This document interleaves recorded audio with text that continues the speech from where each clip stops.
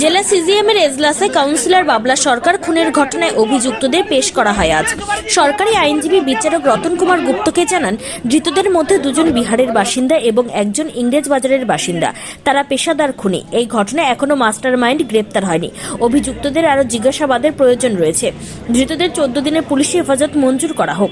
এদিন অভিযুক্তদের পক্ষে মালদা বার অ্যাসোসিয়েশনের কোনো আইনজীবী দাঁড়াননি। মালদা জেলা আইনি সহায়তা কেন্দ্রের পক্ষ থেকে অভিযুক্তদের জামিনের আবেদন করা হয় বিচারকের কাছে।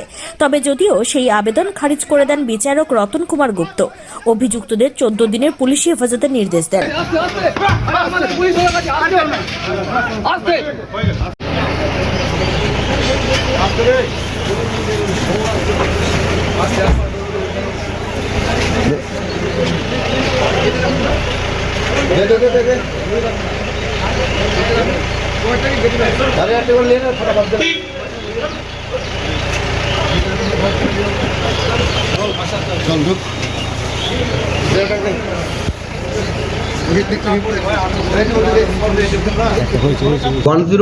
BNS, that is murder, R 61 that is criminal conspiracy। একের অধিক যখন অ্যাকিউজ চলে আসে একটা কেসে, তখন ক্রিমিনাল কনস্পিরেসির ধারা ওখানে লাগু হয়, সেটা দিয়েছে। আর এখানে ফায়ার আর্ম ইউজ করা হয়েছে এবং সেই অফেন্ডিং ওয়েপনের জন্য অলরেডি তাকে আর্মস অ্যামেন্ডমেন্ট অ্যাক্ট তাকে দেওয়া হয়েছে।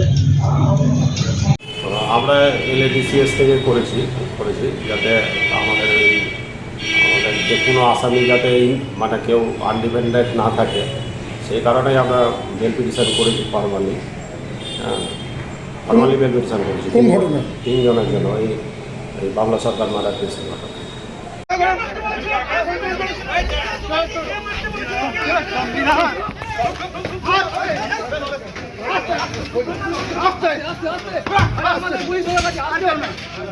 আস্তে